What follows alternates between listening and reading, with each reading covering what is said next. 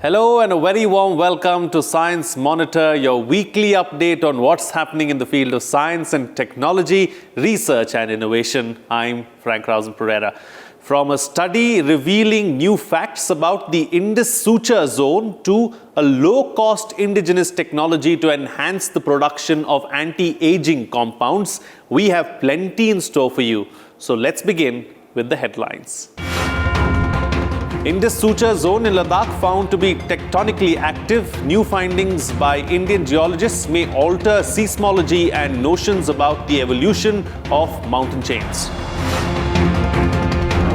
Significant contributions made by Indian astronomers towards the R&D activities of 30-meter telescope project. Also collaborated with Professor Andrea Ghez on the back-end instruments of TMT besides possible science prospects. IIT-Guwahati develops low-cost membrane-based technology to extract anti-aging compounds and caffeine from agricultural resources. Patented technology will help in reducing the price of pharmaceuticals. And Ganga Utsav 2020, organized by the National Mission for Clean Ganga and Ministry of Jal Shakti, an effort to increase people's active involvement in the conservation of the national river. And now, the news in detail. Well, scientists from the Rajya Institute of Himalayan Geology and Autonomous Institute of the Department of Science and Technology based in Dehradun have gained new knowledge about the Indus Suture Zone in the Ladakh region, which was thought to be a locked or tectonically inactive area. A new study carried out by the institute indicates that this zone has been active since thousands of years, and this finding is likely to impact not only earthquake study but also our understanding regarding the evolution of mountain chains like the Himalayas. Earthquakes are a natural phenomenon, and it is still not possible to predict them accurately. However, over the last decades, a lot of progress has been made in the field of seismology. Increased earthquake monitoring and studies have expanded our knowledge about the earthquakes. And India has been divided into 4 seismic zones based on these studies. Zone 5 is considered the most active and the most sensitive.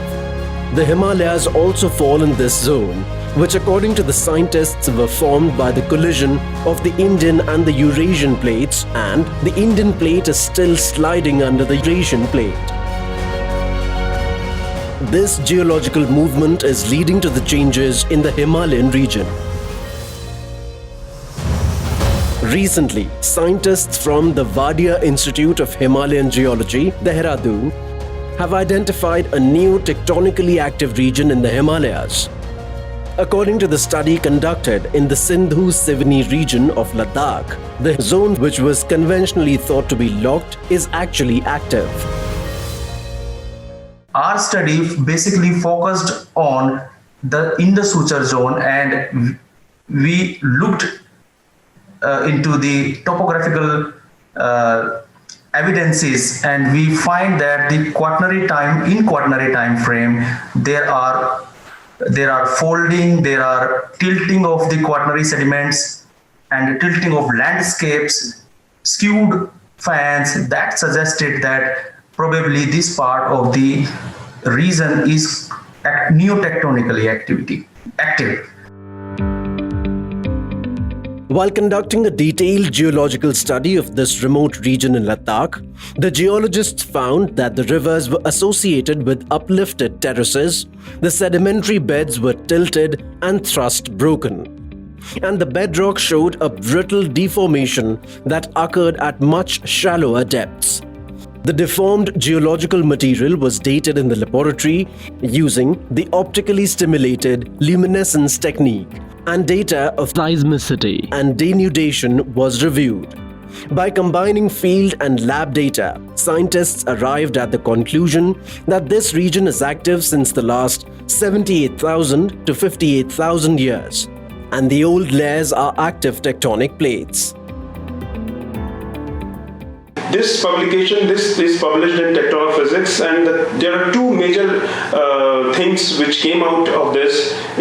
One is this: the northernmost or the most hinterland fault of Himalaya is still active, and that's the reason we need to understand whether this whole Himalayan belt, at least in this transit from Chandigarh or from Garhwal to Ladakh, is divergent. If not, then there is something called back thrusting. So back thrust is also accommodating the crustal shortening in this area. And this, another thing, second point is this calls for a fresh understanding of seismicity in that area. And that's the reason we are saying that probably suture zone is also active. And one of my colleague, Devajit Hazarika, which is also co-author on this, he scanned all the records of seismicity in this region, and he could locate a couple of larger earthquakes. I mean, larger means not in this tectonic terms. They are around 5 magnitude or 4.5 magnitude earthquakes. They were on this fault actually, which we are saying that it is still active. The Himalayas are thought to be made up of north dripping thrusts like the main central thrust (MCT), main boundary thrust (MBT), and main frontal thrust (MFT). As per the established models, all thrusts except the main frontal thrust are locked, and only MFT is causing the overall deformation of Himalayas. But the new knowledge gained about the seismic activity in the Ladakh region presents a different picture. The new findings will expand our understanding about the seismic activity and also about the seismic structure and evolution of mountain chains. 30-meter telescope, or TMT, is an ambitious project to establish a new generation observatory on Earth, and India is also a valued partner in this international project. Interestingly, while pursuing the research and development activities related to TMT, Indian astronomers have also collaborated with Professor Andrea Ghez, who was recently selected for the 2020 Nobel Prize in Physics. Astronomers from institutes like Ares Nainital, IIA Bengaluru and IUCA Pune have contributed significantly to possible science prospects of the TMT projects, besides its design and back-end instruments. Here's more. 30-meter telescope project aims to establish the next generation ground-based astronomical observatory.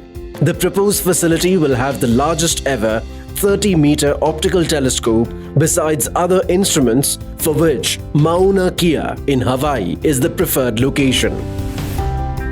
India is also playing an important role in this international project, along with the Caltech University of California, Canada, Japan and China. While working on the ongoing research and developmental activities of the TMT project, Indian astronomers worked with Professor Andrea Ghez, who was chosen recently for the 2020 Nobel Prize in Physics. Indian astronomers and Professor Andrea Ghez were part of the team that worked towards the evaluation of possible frontline science cases and instrumentation for TMT, utilizing associated frontline cutting-edge technologies like adaptive optics.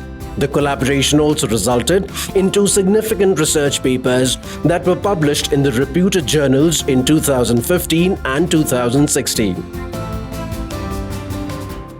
As a partner, we are very much involved towards development of back-end instruments. One of the back-end instruments known as infrared spectrograph, that is IRIS, infrared imaging spectrograph.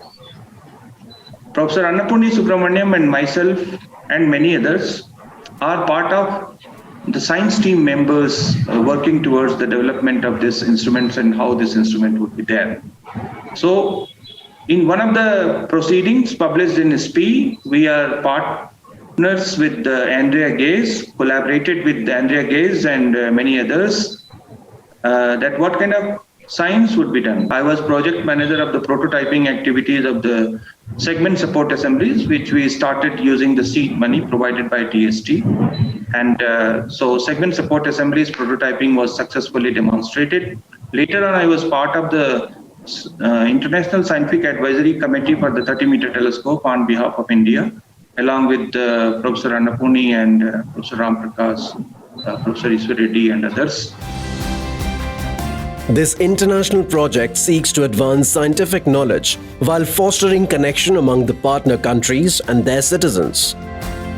The Department of Science and Technology and the Department of Atomic Energy of the Government of India are also the stakeholders in this project. Indian astronomers associated with these departments have worked closely with several international researchers, including Professor Andrea Ghez, to develop the design of back-end instruments and possible science prospects of the TMT. The contributions made by Indian astronomers have been incorporated into the development of instrumentation and project, showing that Indian collaborators are contributing remarkably towards the realization of this project. In the future, this project will provide cutting-edge technologies to Indian astronomers to conduct their research.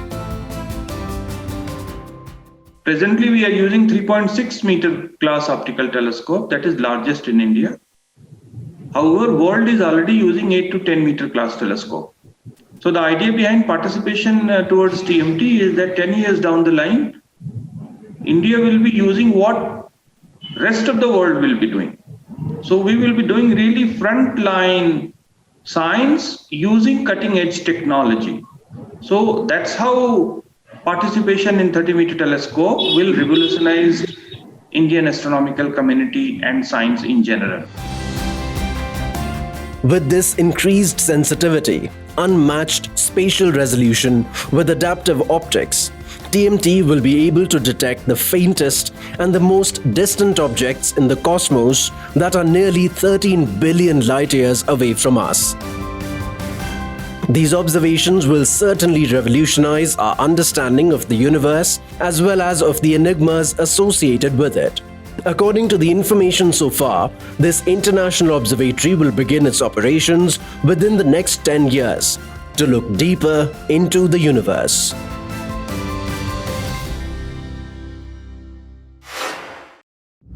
Well, it's now time for a short break, but don't go anywhere. We'll be right back.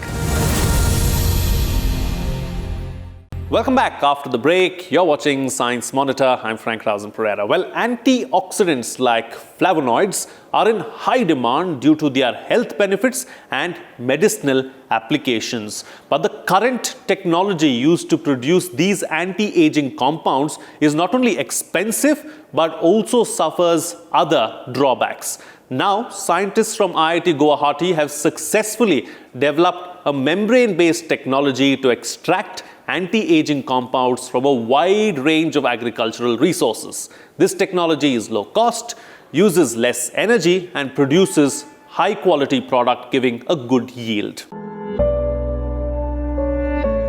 Although the exact cause of aging is not known, yet scientists agree that oxidative stress is a major factor that increases the degenerative processes affecting our body and brain. Therefore, scientists around the world are working on antioxidants like flavonoids to produce effective anti-aging products. Flavonoids are used in new age pharmaceuticals and their market is set to rise in the near future. Now, IIT-Guwahati has developed an indigenous low-cost technique to obtain anti-aging compounds and psychoactive drugs like caffeine from a wide range of agricultural resources. This technology is patented and developed by Professor Mihir Kumar Purkaith and his MTech student V.L. Dhadage. I will explain how a technology is developed for the separation of different anti-aging agents and psychoactive drugs. And those drugs or anti-aging agents are extracted selectively from different agricultural resources like Camellia sinensis, basically which is green tea, and different types of your fruits and vegetables from there we have extracted. The basic technology is that we cut those fruits or vegetables, then water extract in around 60 to 65 degrees centigrade, but not beyond that. So after that, we extract separated using block filtration. Psychoactive drugs such as caffeine and flavonoids derived from plants are known to stimulate detoxification of enzyme activity and inhibit cell invasion and angiogenesis. The commercially available techniques use costly organic solvents to separate antioxidants from plants, which increases the cost of these products. The novel technology developed by IIT-Guwahati uses water extract of tea leaves, citrus fruit, orange peels, and many other agricultural resources, and allows it to pass through specially designed cascade membrane units. These membranes separate phytonutrients from water, and the derived phytonutrients are then dried. These membranes we have prepared in our laboratory, where these membranes are 200 molecular cutoff, 300 molecular cutoff, 500 molecular cutoff, etc. And all those drugs and anti-aging agents are within this range. So we will use cascade type membrane filtrations, where first cut, second cut, third cut, accordingly different types of molecules will be separated from that. This is our hollow fiber membrane setup. Then this is your back membrane setup. Here we will place these membranes, and this is basically your probe sonicators. And when we're extracting all those vegetables, the technology produces high-quality product using water as the solvent and is suitable for industrial use. Implementation of the technology can reduce the cost of the anti-aging compounds and psychoactive drugs, besides strengthening the Make in India initiative of the Government of India. The technology can also create job opportunities in the agriculture sector of the country.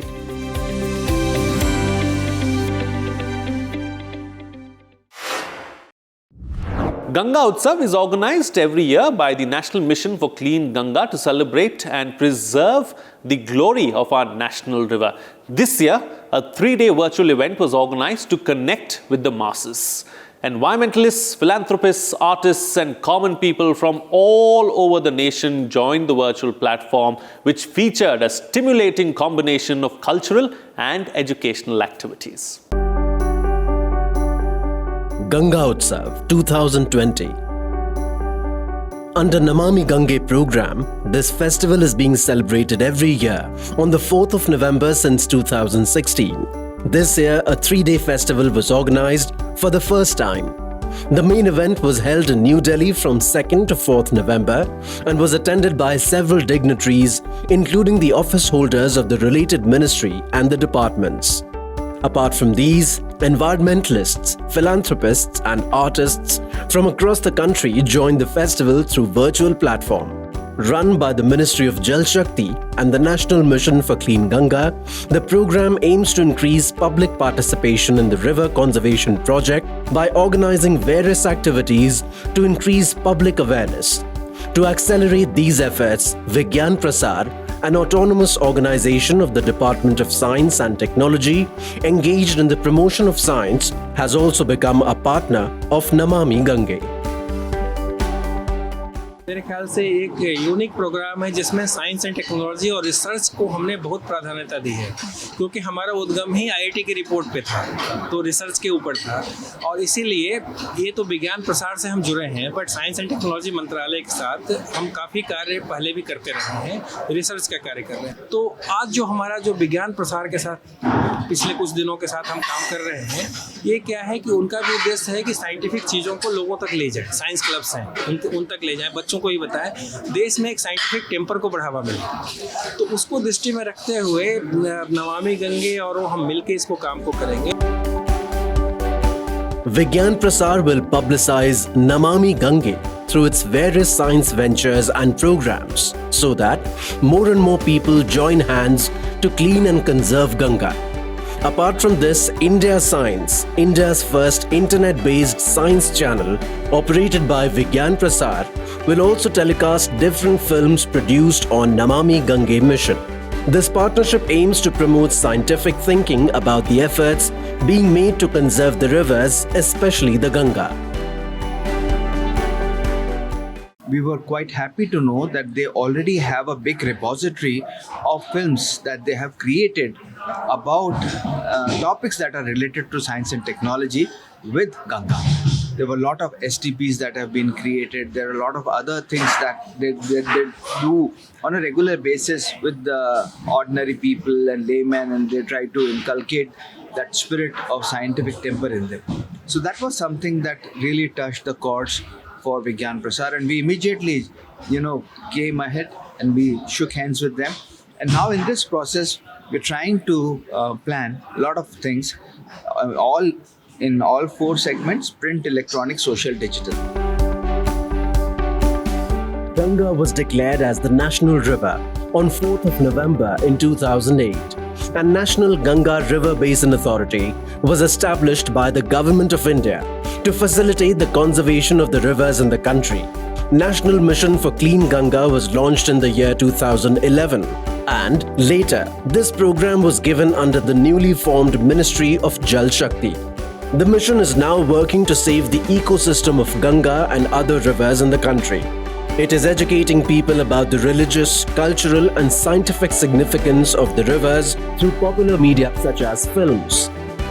Ganga Utsav celebrates the glory of Holy Ganga by converging cultural and educational activities that not only entertain people but also inspire them to make their contribution in the rejuvenation of the rivers.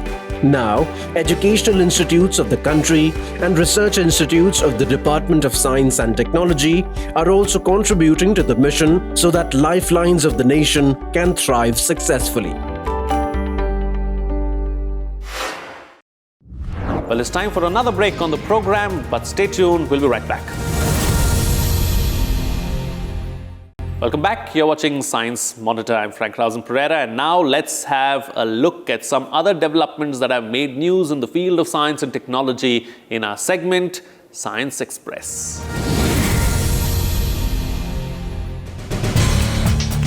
To commemorate the Golden Jubilee Year of Department of Science and Technology of the Government of India, and also to appreciate DST's remarkable achievements in the last 5 decades, a special postal cover was released at a function held in New Delhi. Union Minister of Science and Technology, Earth Sciences and Health and Family Welfare Dr. Harshvardhan released the cover along with Sanjay Dhotre, Minister of State for Posts, Education and Electronics and IT. On this occasion, the Union Minister congratulated DST and praised the acumen and potential of Indian scientists in every field of science, including their relentless work in adverse conditions created by COVID-19. Dr. Harshvardhan also stated that currently, India is collaborating with over 80 countries in various scientific pursuits.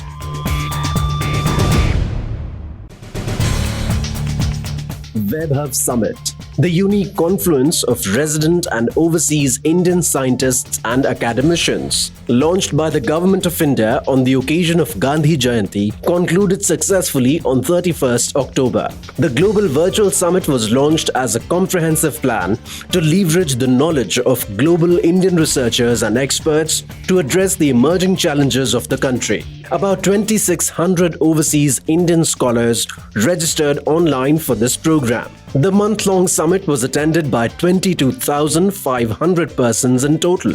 The summit saw 230 panel discussions on 80 horizontals and created an interactive and facile mechanism in the cyberspace. The first of its kind summit paved the way for establishing research capability as an important avenue towards self-reliant India. Researchers at Punjab's Lovely Professional University have developed a new drug delivery method to cut the side effects of sulfapyridine, a drug used for the treatment of rheumatoid arthritis, an autoimmune inflammatory joint disease. Sulfapyridine is the third oldest drug still being used in the treatment of the disease. However, long-term use of this oral drug also leads to various side effects such as vomiting, body rash, and abdominal pain. Therefore, researchers developed a prodrug of sulfapyridine and then incorporated it into liposomes for direct delivery through injection at the target site. Liposome are spherical vessels which have at least one lipid bilayer. This novel way will minimize the side effects of the drug while increasing its bioavailability. The method has already been tested successfully in mice. Well, that's it on this edition of Science Monitor, but we'd like to hear from you about this program. So you can send us your feedback and your suggestions through email. Our email ID is news@vigyanprasar.gov.in. You can also write to us at our address, which is Vigyan Prasar, 5th floor, Prithvi Bhavan, Lodi Road, New Delhi, 110003. That's it from me. See you again next time.